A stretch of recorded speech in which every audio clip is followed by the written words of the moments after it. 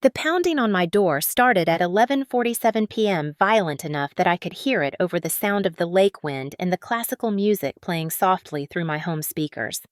Gatsby, my Persian cat, leaped off my lap and disappeared under the couch. I was halfway through a glass of Bordeaux, reviewing contracts for a new commercial property acquisition, wearing silk pajamas that cost more than my family thought I made in a month. The pounding didn't stop. If anything, it got more aggressive. "Serena, open this door." My sister Valerie's voice, shrill with rage, cut through the night. "I know you're in there. Open up, or I'm calling the police." I set down my wine glass with deliberate calm, walked to the security panel on my wall, and pulled up the camera feed from my front entrance. There she was, Valerie in sweatpants and a stained t-shirt, her hair wild, her face red and blotchy from crying or rage or both. David stood behind her looking exhausted and mortified, his hand on her shoulder in what might have been restraint or support. And there, half hidden behind his father's legs, was Leo, 8 years old, confused and scared, clutching his stuffed dinosaur. That's when I noticed what Valerie was holding. A folder. My folder. The one with the property deeds, the rental agreements, the detailed accounting of every late payment she'd made over the past 3 years. She knew. Somehow she had figured it out. "I found the papers, Serena." Valerie screamed at my door, holding the folder up toward the security camera, as if she knew I was watching. "I know everything. You've been lying to us for years. You own our house. You've been playing us all like fools." My phone started buzzing. The family group chat. I picked it up and watched in real time as Valerie posted photo after photo. The deed to 1247 Maple Street with my name on it. The rental agreement she had signed 3 years ago without reading carefully. Screenshots of late payment notices. Screenshots of the subsidized rent I'd been charging versus market rate. Screenshot after screenshot, each one a piece of the secret life I'd been carefully protecting. Her caption was all capital letters and pure venom. "My sister is a liar. She's rich. She owns dozens of properties, including our house. She's been pretending to be poor while charging us rent. Now she's evicting us because we're a few days late on payment. She's throwing her own nephew onto the street. What kind of monster does this?" The messages started immediately. Mom, Aunt Sharon, cousins. I barely spoke to family friends who had no business being involved, all of them piling on, all of them demanding answers, all of them assuming the worst because that's what they'd always done. But standing there in my waterfront home, the one they'd never seen, surrounded by the evidence of a success they'd never acknowledged, I felt something unexpected. Not fear, not shame, not even anger, relief. The secret was out. No more hiding, no more pretending. No more making myself smaller to make them comfortable. The reckoning I'd been unconsciously building toward for years was here pounding on my door at midnight, screaming accusations into my security camera. I pulled up the intercom. "Valerie," I said, my voice calm and clear. "Take Leo home. This is not a conversation to have in front of him, and it's definitely not a conversation to have at midnight on my doorstep. If you want to talk, we can meet tomorrow at 2 p.m. I'll text you the address of my office. The real one this time." "I don't want to meet in your office," she shrieked. "I want you to admit what you've done. I want you to admit you've been lying. I have been lying," I said, "and tomorrow I'll tell you why. But right now you need to take your son home. He's scared, Valerie. Look at him. Is proving your point really worth traumatizing Leo?" I watched through the camera as Valerie turned and finally noticed her son's tear-streaked face. Watched as something in her expression cracked. She lowered the folder, stepped back from the door. "Tomorrow," I said again. 2 p.m. Don't be late." I ended the intercom connection and watched them walk back to their car. David's arm around Valerie's shoulders, Leo holding his father's hand. My phone continued to explode with messages, accusations, demands for explanation. The family was in full crisis mode, and I had approximately 14 hours to decide exactly how I wanted this story to end. But before I tell you what happened in that meeting, before I show you exactly how I built a $42 million real estate empire while my family thought I was barely scraping by, I need you to do something for me. If you have ever been underestimated by your own family, hit that like button right now. Subscribe to this channel because what happens next will blow your mind, and drop a comment telling me this. Would you have opened that door, or would you have done exactly what I did? Because trust me, that decision at midnight changed everything. Now let me take you back to where this really started 6 months before that door-pounding confrontation, because you need to understand exactly how a Tesla and a family dinner turned into the biggest power play of my life. The truth is, this story doesn't start 6 months ago with a Tesla and a family dinner. It starts much earlier in ways I didn't even recognize at the time. It starts with 1,000 small cuts, a million tiny moments where I was made to feel less than where my achievements were diminished, where my worth was questioned. But if I had to pinpoint the moment when I consciously decided to stop being the family doormat, it would be that dinner. So let me take you there, but let me also show you all the context that made that moment so explosive. Growing up, Valerie and I were always compared. She was 3 years older. Prettier, according to family consensus, more socially adept, more willing to play the games that families play. I was the bookish one, the quiet one, the one who preferred spreadsheets to shopping trips. Our mother Eleanor never tried to hide her favoritism.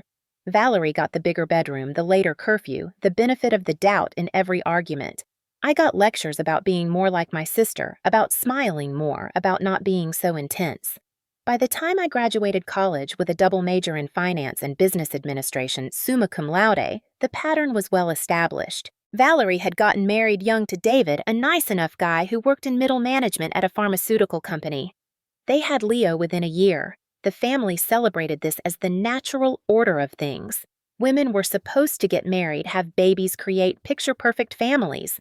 When I announced I was taking a position with a nonprofit organization focused on affordable housing advocacy, the disappointment was palpable. That's not a real career, Aunt Sharon had said at my graduation party. Nonprofits don't pay anything. You'll be struggling your whole life. Why didn't you go into banking like your father suggested? I didn't bother explaining that the nonprofit work was only part of my plan. That I was learning the housing market from the inside out, understanding the gaps, seeing opportunities that others missed. I was 22 years old and already thinking 10 moves ahead, but nobody in my family would have believed that even if I had told them. The first property I bought was a foreclosed duplex in a neighborhood that was just starting to gentrify. I was 24. I used money I had saved from working 3 jobs through college, plus a small inheritance from my paternal grandmother that Valerie had spent on a luxury honeymoon to Bali. I renovated one unit myself, learning plumbing and electrical work from YouTube videos and patient contractors. I lived in one unit and rented out the other. The rental income covered my mortgage and then some. My family never visited. They assumed I was living in some rundown apartment struggling to make ends meet. When I showed them pictures, they saw what they expected to see: a modest, slightly worn space that confirmed their narrative about my poor life choices. They didn't see the strategic investment. They didn't see the equity I was building.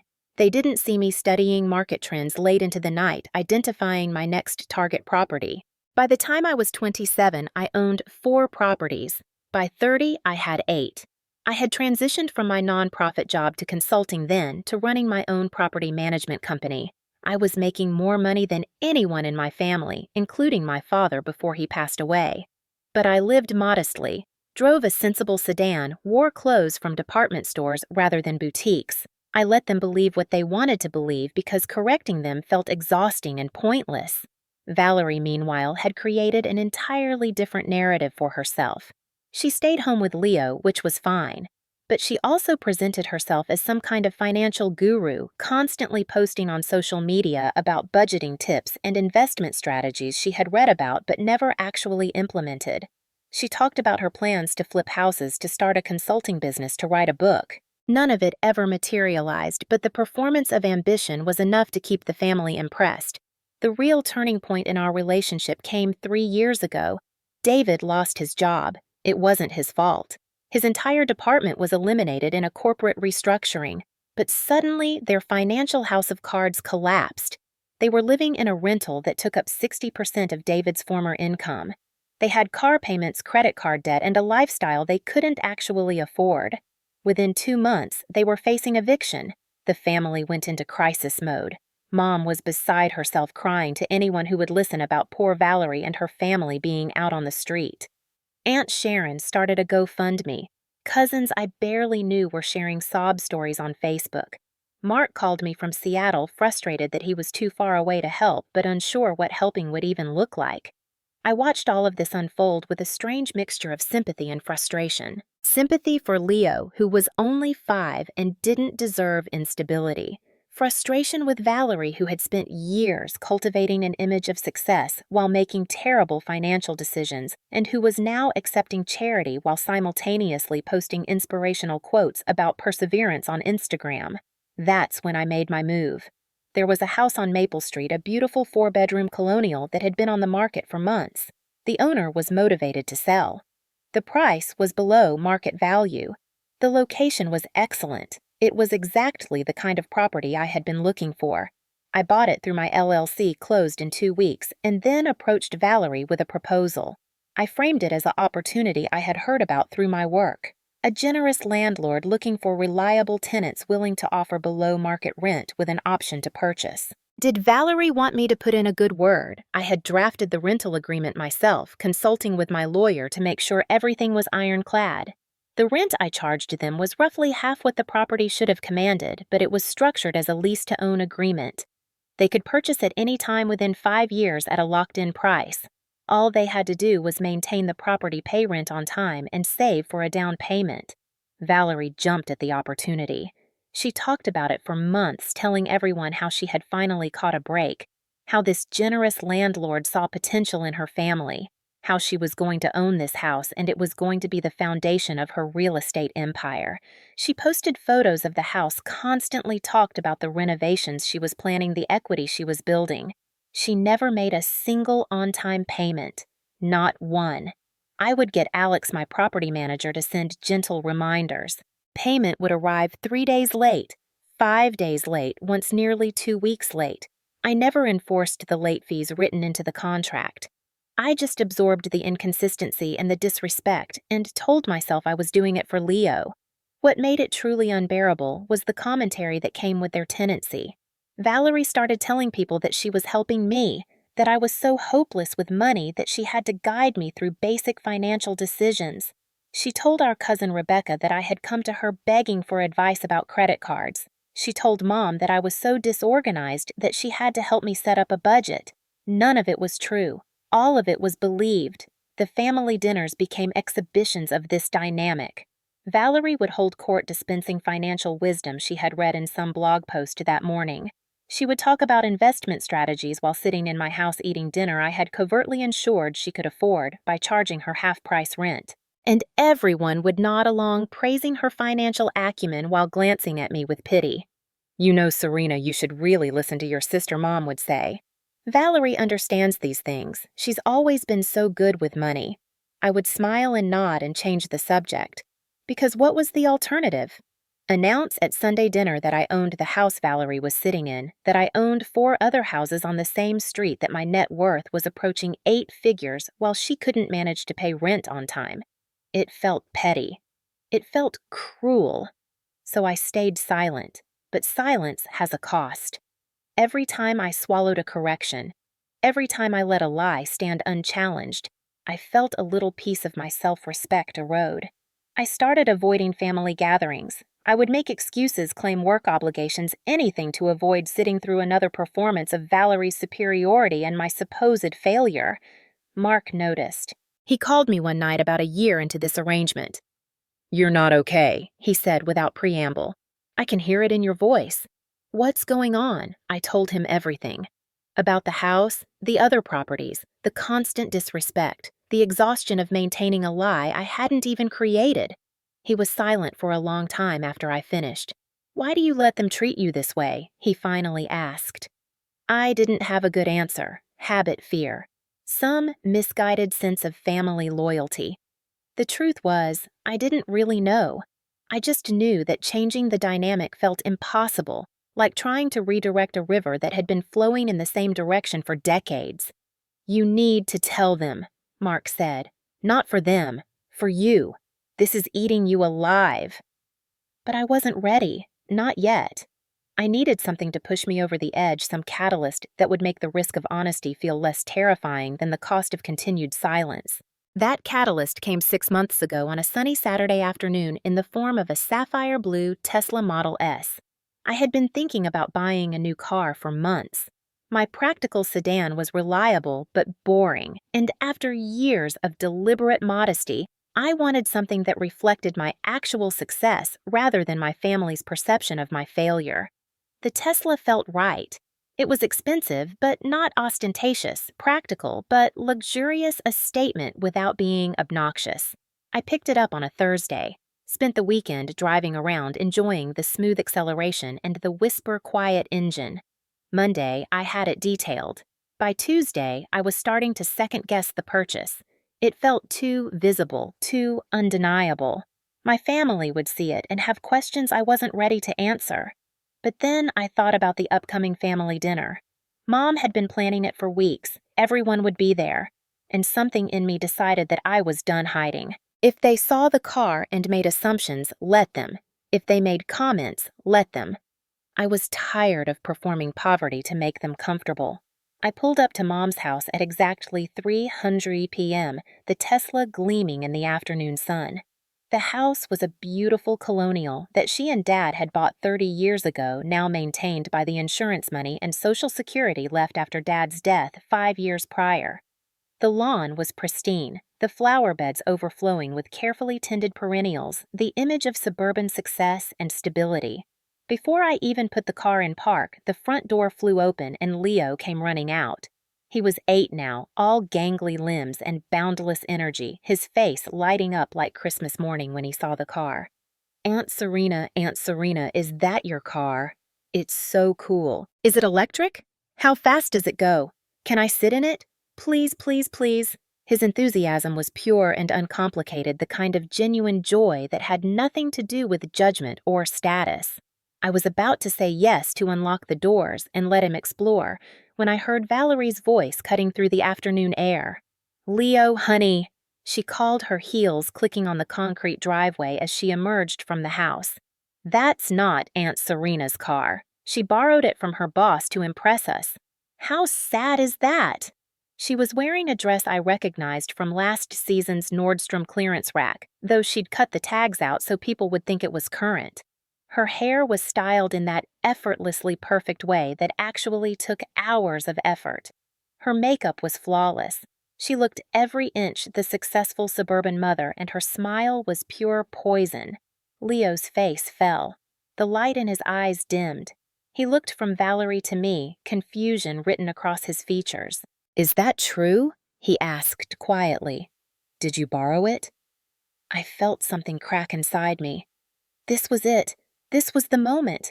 I could laugh it off, play along with Valerie's narrative, maintain the peace. Or I could choose myself. "Actually, Leo," I said, keeping my voice calm and level. "This is my car. I bought it last week, and I'd love to show it to you later if your mom says it's okay. But right now I think the adults need to have a conversation." Valerie's smile faltered. "What conversation?" she asked, her voice tight. "The one about why you keep making assumptions about my life instead of asking actual questions," I replied. "The one about why you feel the need to diminish me to an 8-year-old child." I turned toward the house, leaving Valerie standing in the driveway with her mouth slightly open. Leo looked between us, uncertain. David had appeared in the doorway, his face creased with concern. This was already going badly, and we hadn't even made it inside yet. The interior of Mom's house smelled like roasted chicken and fresh bread, comforting and familiar. The dining room table was set for 8. Mom, Aunt Sharon, Valerie, David, Leo, Mark joining by video call since he was still in Seattle, and me. The china was out, the good silverware, the crystal glasses that only appeared for special occasions. Everything was perfect except for the tension that had followed me in from the driveway. "Serena, dear," Mom said, emerging from the kitchen with a concerned expression. "Is everything all right?" Valerie seemed upset. "Everything's fine," I said, taking my seat at the table. "Valerie and I just had a small misunderstanding about my car." Aunt Sharon appeared from the living room, her radar for family drama already pinging. "What car?" she asked, looking between us with barely concealed excitement. Serena drove up in a Tesla. Valerie said, her voice dripping with implication. "Quite the upgrade from that old sedan she's been driving." "I'm sure there's a perfectly reasonable explanation." "The perfectly reasonable explanation is that I bought it," I said evenly. "With my own money, from my own bank account. It's really not complicated."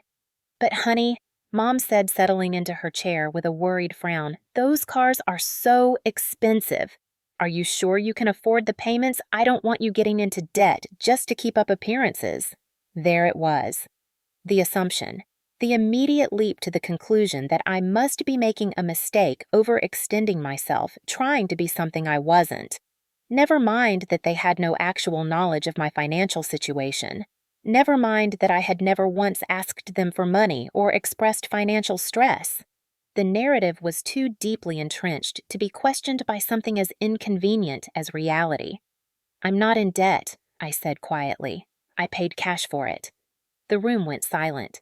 Aunt Sharon actually laughed a sharp, disbelieving sound. "Oh, Serena," she said, shaking her head. "You don't have to lie to us. We're family. If you're in trouble, we can help." Something hot and furious rose up in my chest.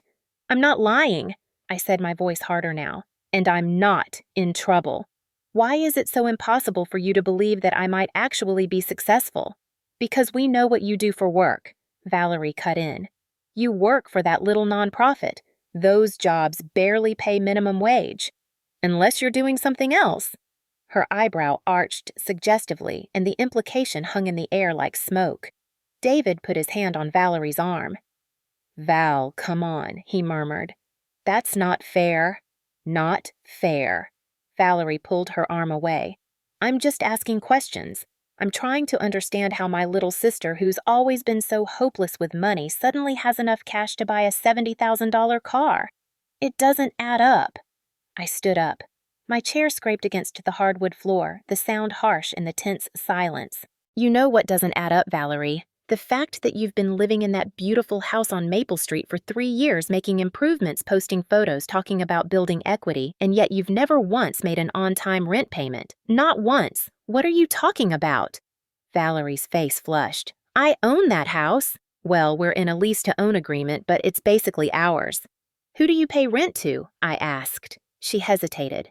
"Some property management company. Sterling Properties, LLC. Why? And who do you think owns Sterling Properties?" "Valerie." The color drained from her face. "You're lying," she whispered. I pulled out my phone, opened the property management app, and turned the screen toward her. There it was, the dashboard showing all my properties, including 1247 Maple Street. Tenant Valerie Bennett. Status payment overdue by 8 days. I bought that house 3 years ago. I said, my voice steady despite the adrenaline coursing through my veins. "I bought it to keep you and your family from being homeless when David lost his job. I gave you a below-market rent and an option to purchase because I wanted to help.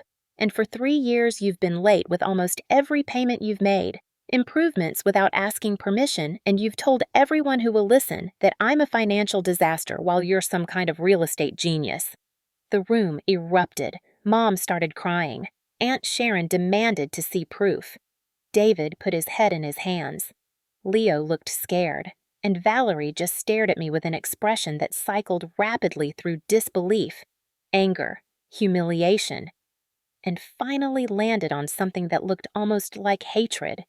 "You're lying," she said again, but her voice lacked conviction. "This is some kind of sick joke."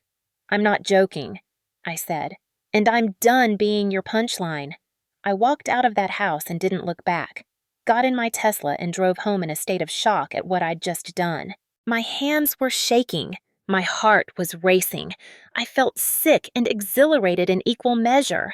I had finally told the truth, and it felt like jumping off a cliff without knowing if there was water below. My phone started buzzing before I even made it home. Texts, calls, voicemails, all coming in rapid succession. I ignored them all, drove to my lakefront home, and sat on my deck overlooking the water as the sun set and the sky turned orange and pink and purple. My cat, a gorgeous Persian named Gatsby, wound himself around my legs, purring. The house was silent, except for the gentle lap of water against the dock. This was my sanctuary, the place nobody in my family had ever seen, the physical manifestation of the success they couldn't acknowledge.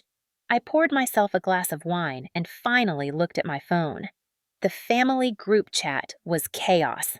Valerie had sent multiple long messages alternating between denying everything and accusing me of manipulation. Mom was begging everyone to calm down. Aunt Sharon was demanding a family meeting. David had sent several apologetic texts directly to me asking if we could talk privately. The only message that made me feel something other than exhaustion was from Mark. "I don't know exactly what happened, but I'm proud of you. You did what I wasn't brave enough to do. Call me when you're ready to talk." I didn't call that night. Instead, I opened my laptop and started working. I pulled up the rental agreement for Valerie's house, reviewed the payment history, calculated exactly how much she owed in late fees that I had never enforced. The numbers were staggering. Over 3 years, she had been late 32 times out of 36 payments. If I had enforced the contract strictly, she would owe me nearly $15,000 in penalties alone. I also reviewed the terms for contract termination. According to the agreement, if payment was more than 10 days late, I could begin eviction proceedings. Payment had to be received within 72 hours of notice, or the contract would be voided. It was harsh, but it was what Valerie had signed. I sat there for a long time staring at those numbers thinking about Leo. He didn't deserve to be punished for his mother's behavior, but how long was I supposed to absorb Valerie's disrespect and financial irresponsibility because a child was involved? Where was the line between compassion and being a doormat? Around midnight, I made a decision. I wasn't going to back down, but I wasn't going to be cruel either. I would enforce the contract I had created. I would stop subsidizing Valerie's life at the cost of my own dignity, and I would deal with the fallout as it came.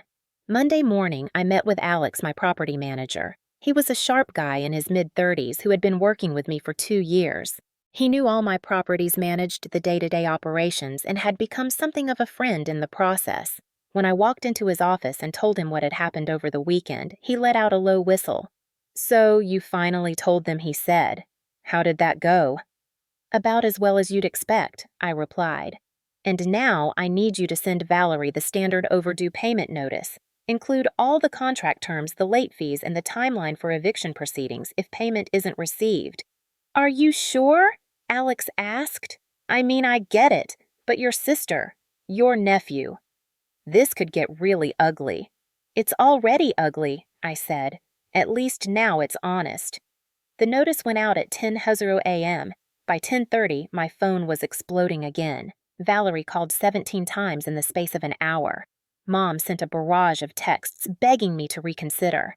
Even people I barely knew started reaching out, having heard some version of the story through the family grapevine. I turned off my phone and went to work. I had 3 properties to inspect, a potential new acquisition to evaluate, and a meeting with my financial advisor about expanding my portfolio into commercial real estate. My life didn't stop because my family was in crisis. If anything, staying busy helped me feel grounded in the reality of my actual capabilities rather than their perception of my inadequacy.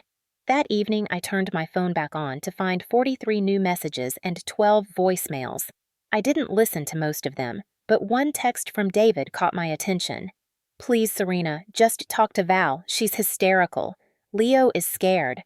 I know you have every right to be angry, but can we just talk about this like adults?" I almost ignored it, but then I thought about Leo, sweet Leo, who had never done anything wrong, and I replied, "I'll meet with Valerie tomorrow, 2 p.m. at my office. Come alone."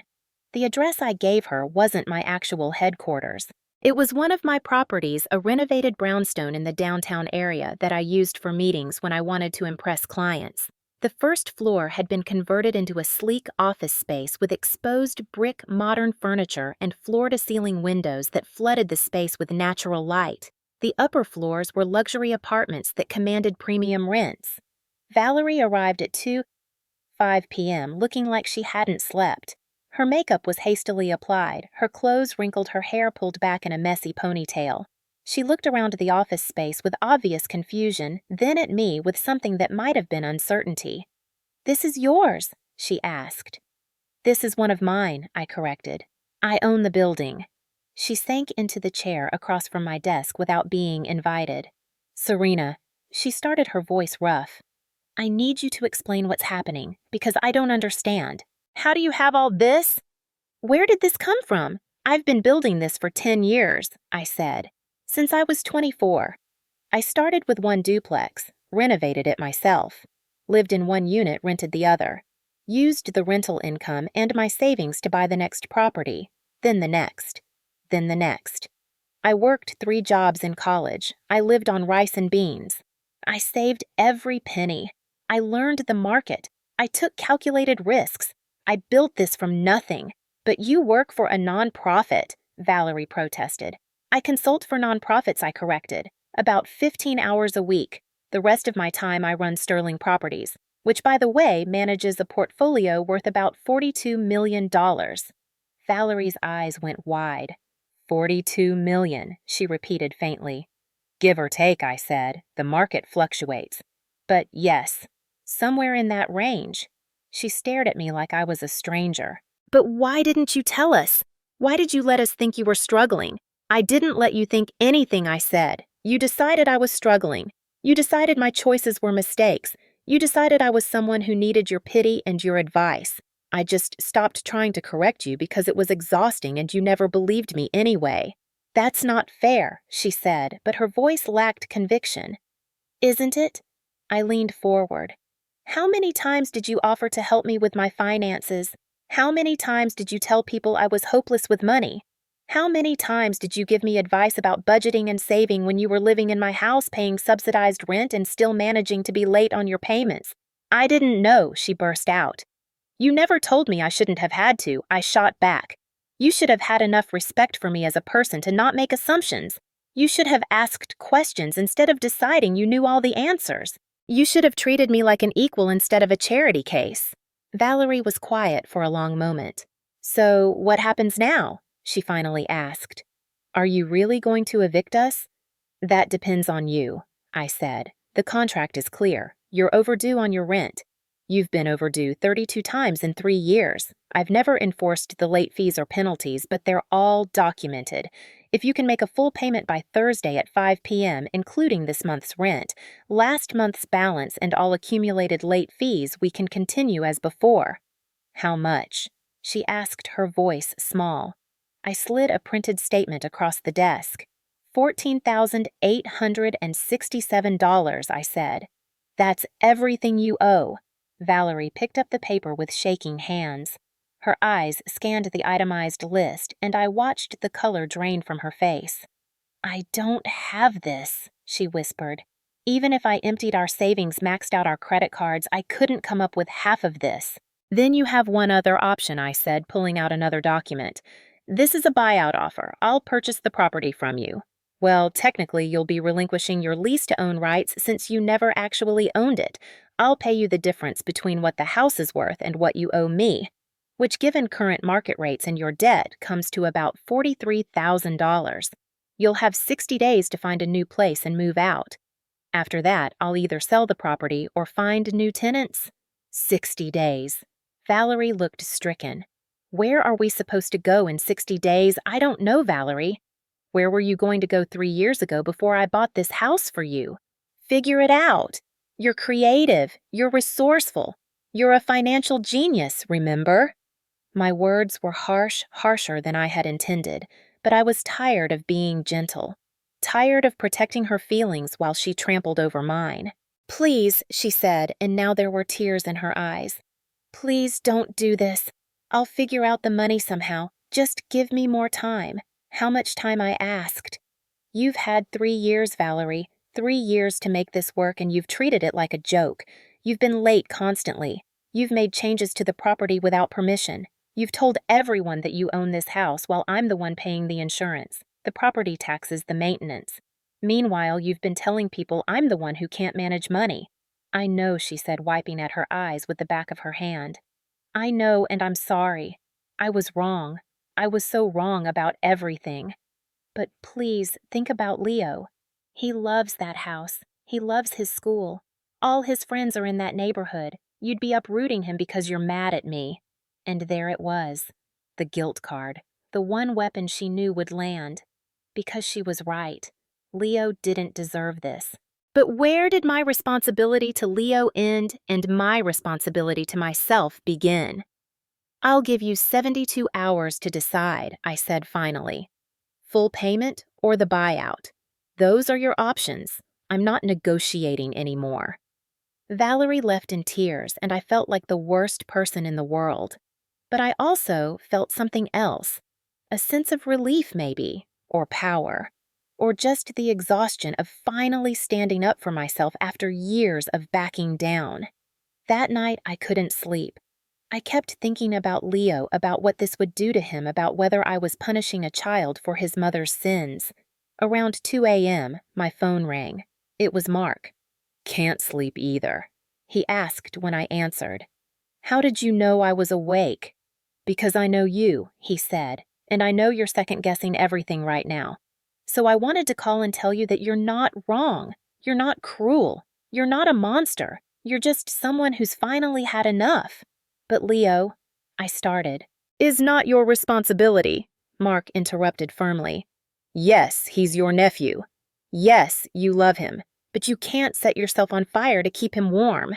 Valerie made her choices. She's the one who put her son in this position, not you." "What would you do?" I asked.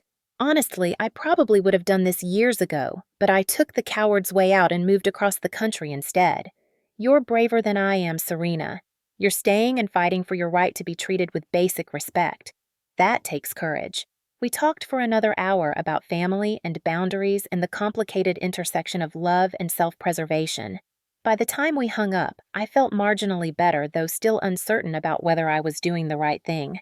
The next morning, I woke up to a text from Mom. "Family meeting tonight at my house. Everyone needs to be there. We need to resolve this." I didn't want to go. The idea of sitting in that house again, facing the collective judgment of people who had never bothered to know me, felt exhausting, but I also knew that avoiding it would just prolong the agony. Better to face it head on. I arrived at 6 p.m. sharp. The house was full. Mom, Aunt Sharon, Valerie, David, even some cousins I hadn't seen in years. Everyone had heard the story by now, filtered through multiple retellings, and probably bearing little resemblance to the truth. They all turned to look at me when I walked in, and the silence was deafening. Serena, Mom, said, her voice strained. "Thank you for coming. We need to talk about what's been happening." I remained standing, my back to the door, feeling very much like I was facing a tribunal. "Okay," I said. "Let's talk." "Valerie says you're trying to evict her family." Aunt Sharon started, her voice accusatory. "She says you tricked her into a contract and now you're using it against her." "I didn't trick anyone," I said calmly. "I provided a legally binding rental agreement 3 years ago when Valerie and David were facing homelessness. That agreement included specific terms about payment schedules, late fees, and purchase options. Valerie signed that agreement. She's been violating it consistently for 3 years. I'm now enforcing the terms that she agreed to." "But she didn't know it was you," Mom protested. "You were hiding behind some company named Sterling Properties, LLC. Is my company," I explained. "It's registered with the state. My name is on all the documentation. Valerie could have looked up the ownership information at any time. She chose not to." "Because you deliberately deceived us," Valerie burst out. "You let us think you were some struggling nonprofit worker while you were secretly rich." "What kind of person does that?" "The kind of person who was tired of being judged," I replied. "The kind of person who knew that no matter what I achieved, you would find a way to diminish it." "Tell me, Valerie, what do you think would have happened if I had told you 3 years ago that I owned that house? Would you have been grateful, or would you have found some way to make it about how I was showing off, or trying to control you, or proving I was better than you?" She didn't answer, but the look on her face told me everything I needed to know. The conversation devolved from there. People talked over each other, voices rising, accusations flying. Someone said I was ungrateful for not appreciating my family. Someone else said I was arrogant for not sharing my success. Aunt Sharon suggested I was mentally unstable. A cousin I barely knew accused me of being jealous of Valerie's happy family. Through it all, I stood there and took it until I couldn't anymore. "I'm done," I said loudly enough that everyone stopped talking. "I'm done explaining myself. I'm done defending my choices. I'm done being the family scapegoat. I built something real and valuable, and instead of being proud or supportive, you're all angry that I didn't perform my success in a way that made you comfortable. That's not my problem, that's yours. I turned to leave, but Mom's voice stopped me. Serena, please. Your family. We love you. Don't leave like this. I looked back at her, at this woman who had spent my entire life favoring my sister over me, and I felt something crack in my chest. Do you love me? Mom, do you actually love me? Or do you love the version of me that was easy to dismiss? Because I don't think you know who I really am. I don't think any of you do. I walked out for the second time in a week, and this time it felt more final. Like I was closing a door that had been slowly swinging shut for years. The 72 hours passed. Valerie called me at 4:47 p.m. on Thursday, 13 minutes before my deadline. Her voice was defeated hollow, like she had cried all the tears she had and was running on empty. I'll take the buyout, she said. I don't have the money for the full payment. We'll take the $43,000 and find somewhere else to live. Okay, I said. I'll have my lawyer draw up the papers. You'll have 60 days from the date you sign. 90, she countered. Please, Serena. 60 days isn't enough time to find a place, get approved, save for deposits. We need 90. I hesitated. This was the kind of negotiation I did all the time in business. But business didn't usually involve my 8-year-old nephew. Fine, I said. 90 days. But that's it. No extensions. Thank you, she whispered and hung up. The paperwork was finalized within a week. Valerie signed everything with shaking hands, tears streaming down her face while David stood beside her looking like he wanted to be anywhere else. They had 90 days to vacate 1247 Maple Street, and I would have my property back. I should have felt victorious. Instead, I mostly felt tired. And when Leo called me a few days later asking if I was mad at him if he had done something wrong, I felt my heart break a little. No, sweetheart, I told him. You didn't do anything wrong. This is between your mom and me. It has nothing to do with you. But we have to move. He said, his voice small. Mom says it's because you're making us leave. That's not the whole story, I said carefully. But I promise you whatever happens, I'll still be your aunt. I'll still be here for you. Okay, he said, but he didn't sound convinced.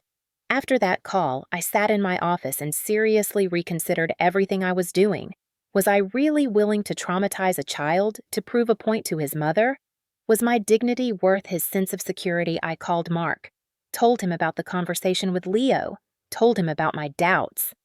You're not traumatizing him, Mark said firmly. Valerie is traumatizing him by putting him in the middle of this.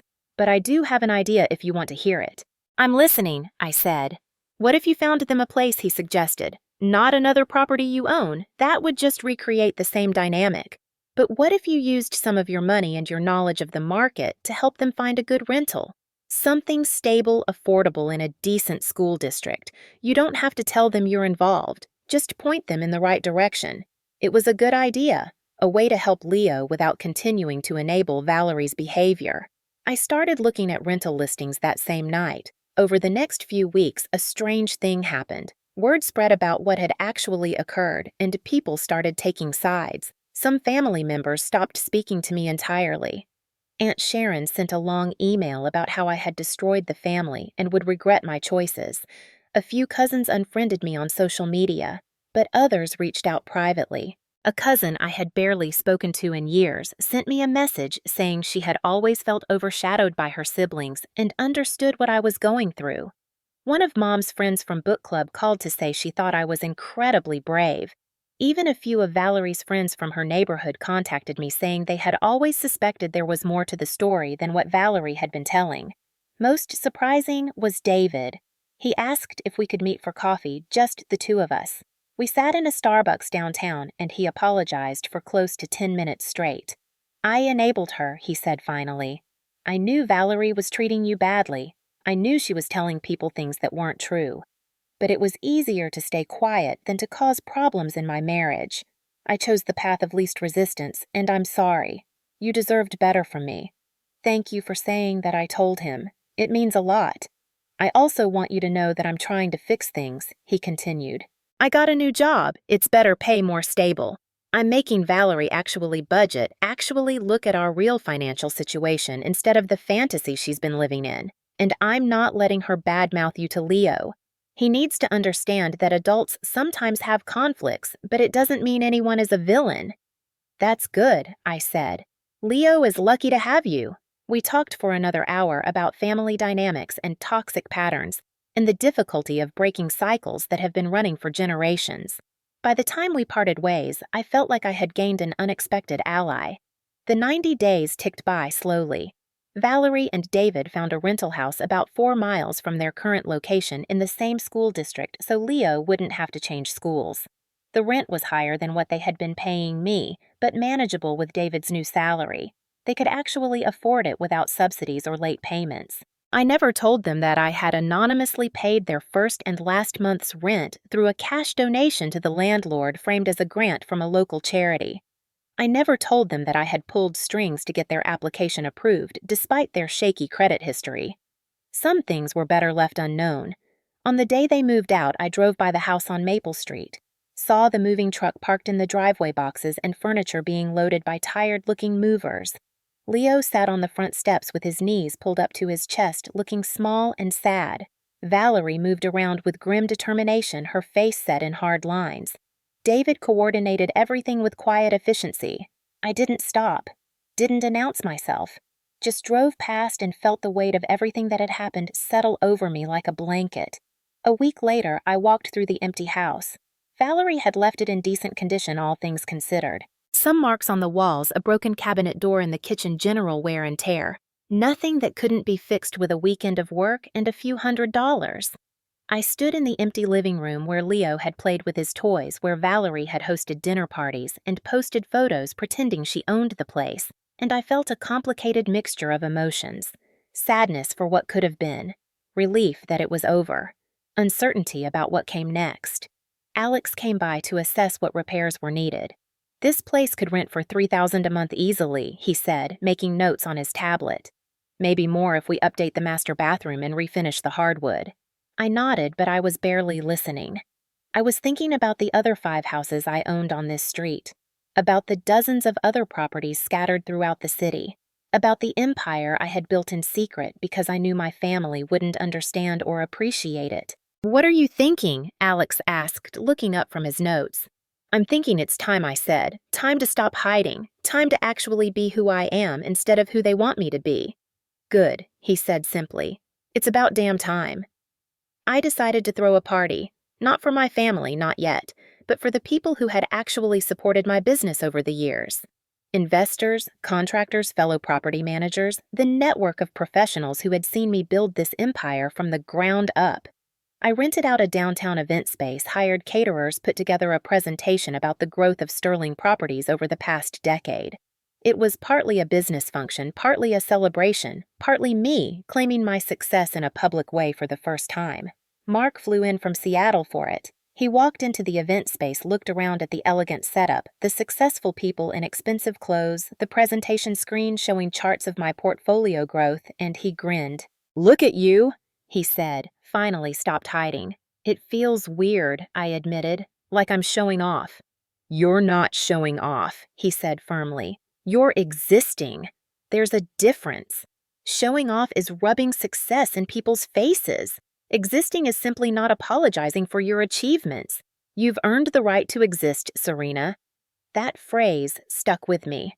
I've earned the right to exist, not to hide, not to diminish myself, not to perform failure to make others comfortable, just to exist fully and honestly. The party was a success. People I had worked with for years expressed surprise at the full scope of my holdings. "I never would have guessed you owned this many properties," one investor said. "You're always so low-key about it. More people should know what you've built." "Maybe," I said, "but I think I've been content to fly under the radar." Why, he asked. "Most people in your position would be on every real estate podcast writing books building a personal brand. You could be a huge success story." "I already am a success story," I pointed out. "Just not a public one. But later that night, after the guests had left and Mark and I were having a late dinner at my favorite restaurant, I found myself reconsidering. Why had I been so reluctant to own my success? Was it really just about my family's judgment, or was there something deeper? Some part of me that still believed their narrative, that still thought maybe I didn't deserve what I had built? Mark ordered another round of drinks and looked at me seriously. "You know you're going to have to deal with them eventually," he said. "Mom keeps calling me. Valerie is apparently having some kind of breakdown. Aunt Sharon is organizing a family intervention." An intervention, I repeated incredulously. "For what?" "For your refusal to reconcile, apparently. They want everyone to sit down and hash this out. Force you to forgive Valerie and admit you were too harsh." I laughed, but it wasn't a happy sound. "Of course they do. Because God forbid Valerie actually face consequences for her behavior. Much easier to just pressure me into backing down again." "So what are you going to do?" Mark asked. "I don't know," I admitted. Part of me wants to just cut them all off completely. Start fresh with people who actually see me. But another part of me remembers Sunday dinners before everything got so toxic. Remembers Mom's lasagna and Dad's terrible jokes. Remembers when Valerie and I were actually close before everything turned into a competition. Nostalgia is a trap, Mark warned. Things weren't actually better before. You just didn't realize how bad they were. Maybe I said, but I also don't want to be the person who destroys the family out of spite. I want to be better than that. Then be better, he said. But on your terms, not theirs. I thought about that for a long time. What would reconciliation on my terms look like? It would require honesty, accountability, an acknowledgement from my family that they had been wrong, that they had hurt me, that their behavior had been unacceptable. It would require boundaries clear and non-negotiable. It would require them to actually see me as I am, not as they wanted me to be. The question was whether they were capable of that, and whether I was strong enough to walk away if they weren't. 2 months after Valerie moved out, Mom called and asked if I would come to Sunday dinner. "Just a small gathering," she said. "Nothing formal." She sounded tired and old, and I felt a pang of guilt for the stress I knew I had caused her. I almost said no. But then I thought about what Mark had said, about being better on my terms. So I agreed with conditions. Valerie had to be there. No ambushing, no surprise interventions. Just the immediate family sitting down to talk honestly for the first time in years. Mom agreed to my terms, though I could hear the reluctance in her voice. I showed up at 4 p.m. the following Sunday driving the Tesla because I was done pretending to be someone I wasn't. The house looked the same as always, but everything felt different. I was different. I wasn't walking in as the family failure anymore. I was walking in as someone with nothing left to prove and nothing left to lose. Mom answered the door and hugged me tightly. "I've missed you," she whispered. "I've been here all along," I said softly. "You just couldn't see me." Inside, the living room was set up for conversation rather than dinner. Couches arranged in a circle, coffee and tea service on the table, boxes of tissues strategically placed. It looked like preparation for an emotional reckoning. Valerie was already there, sitting on the couch with David beside her. She looked smaller, somehow diminished. Her hair was unstyled, her clothes simple, her face free of the usual careful makeup. She looked like someone who had been forced to confront uncomfortable truths about herself. Mark joined via video call again, his face appearing on the large TV screen that usually showed football games and award shows. His presence felt like a tether to sanity. Mom settled into her chair and took a deep breath. "Thank you all for coming," she said. "I think it's time we all talked about what happened. Really talked without yelling or walking out." "I'll start," Valerie said unexpectedly. Her voice was quiet, almost humble. "I need to apologize to Serena for a lot of things." The room went silent. This was not what I had expected. "I was jealous of you," Valerie continued, not looking at me. "I have been for years. You were always smarter than me, more focused, more driven. When you graduated college with all those honors and I had barely made it through with a C average, I felt like such a failure. And then you took that nonprofit job and I thought, finally, I'm better at something. I'm the successful one. I'm the one who made good choices." She wiped at her eyes with the back of her hand. "So I clung to that narrative. I told myself you were struggling because it made me feel better about my own life. I gave you advice you didn't need because it made me feel important.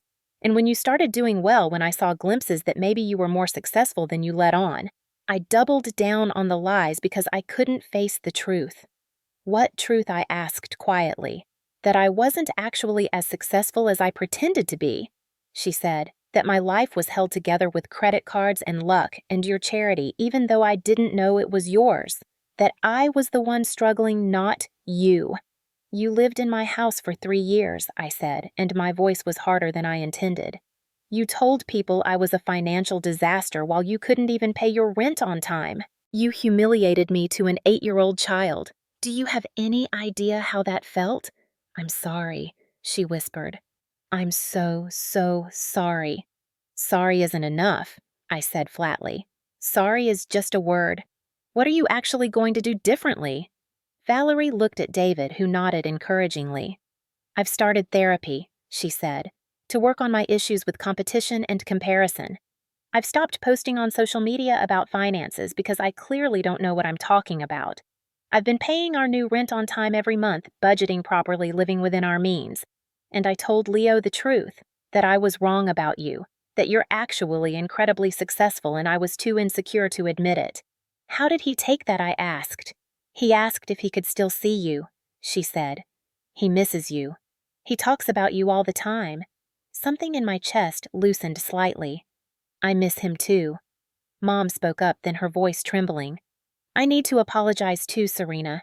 I favored Valerie. I know I did. She was more like me, easier for me to understand. And you were so independent, so self-sufficient. I told myself you didn't need me the way she did, but that wasn't fair to you. You deserved the same support and encouragement. You deserved to have a mother who celebrated your achievements instead of doubting them. I felt tears prick at my eyes. I just wanted you to be proud of me, I said. I wanted you to believe in me. I am proud of you, Mom said. I'm so proud I don't even have words for it. My daughter owns dozens of properties. My daughter built a multi-million-dollar company from nothing. My daughter is brilliant and capable, and I failed to see it because I was too busy worrying about all the wrong things. We talked for hours. Valerie asked questions about my business, genuinely curious rather than looking for ways to criticize. Mom shared stories about Dad, about how proud he would have been, how he had always said I had a head for numbers and business. David apologized again for his complicity in Valerie's behavior. Even Mark, from his screen across the country, shared his own experiences with feeling unseen and unappreciated. By the time the sun started to set, something had shifted. Not fixed, not healed completely, but shifted in a way that felt like it might be the beginning of something better. I don't know if we can go back to the way things were, I said honestly. I don't know if I want to, but maybe we can build something new, something more honest. I'd like that, Valerie said. Me too, Mom agreed. As I was leaving, Valerie walked me to my car. The sapphire blue Tesla gleamed under the streetlights, and she looked at it with an expression that might have been admiration or regret, or both. It's a beautiful car, she said. Thank you, I replied. She hesitated, then pulled out her phone and showed me a photo. It's Leo, she said. First day at his new school. He made the soccer team. In the photo, Leo was grinning in his uniform, holding a soccer ball, looking happy despite all the upheaval. He looks great, I said, and meant it. Would you want to come to one of his games? Valerie asked. He keeps asking when he's going to see you. I'd love that, I said. The reconciliation didn't happen overnight. There were setbacks, moments when old patterns tried to reassert themselves. Times when Valerie would say something thoughtless, and I would have to remind her of our new boundaries. Times when Mom would try to smooth over legitimate grievances for the sake of family harmony. But slowly, painfully, honestly, we built something new. I started attending Leo's soccer games. Mom and I had lunch once a month, just the two of us talking about things that actually mattered. Valerie and I maintained a cordial distance, not quite friends, but no longer enemies. 3 months after that first reconciliation dinner, I invited them to see my home for the first time. The lakefront property with the pool and the view and the life I had built. Mom cried. Valerie looked genuinely happy for me. Leo ran around exploring every room, his excitement pure and unfiltered. "This is amazing," Mom said, standing on the deck and watching the sunset over the water. "You built all of this." "I built all of this," I confirmed. I stood there with my family looking out over the water and felt something I hadn't felt in years. Peace. Not perfect happiness, not complete healing, but peace. The peace that comes from being seen and accepted for who you actually are. Mark flew in a few weeks later and we had dinner at the house. Valerie and David came, Mom came, even Aunt Sharon made a brief appearance, though she was still frosty with me. Leo swam in the pool while the adults sat on the deck and talked. "You did it," Mark said quietly, raising his glass to me. "You actually did it.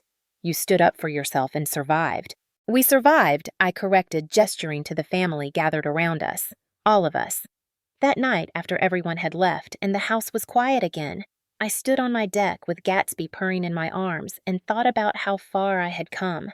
From the girl who hid her success to avoid judgment to the woman who demanded to be seen. From the sister who swallowed every insult to keep the peace to the business owner who enforced her contracts and her boundaries. It hadn't been easy. There had been pain and conflict and moments when I wondered if I was doing irreparable damage.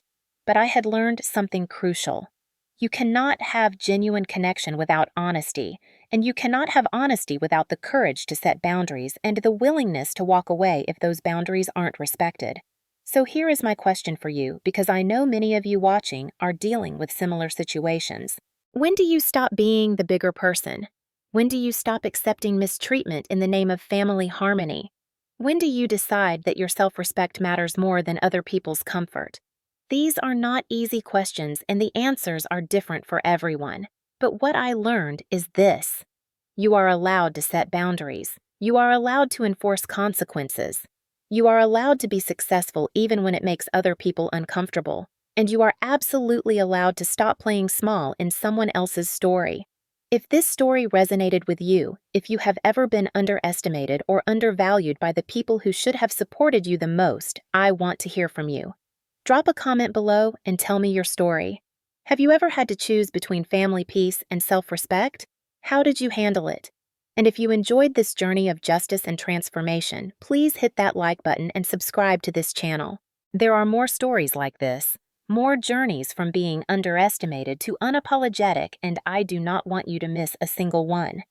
Until next time, remember this. Your worth is not determined by other people's ability to see it. It exists regardless of their recognition. So stand tall, set your boundaries, and never apologize for being exactly who you are meant to be.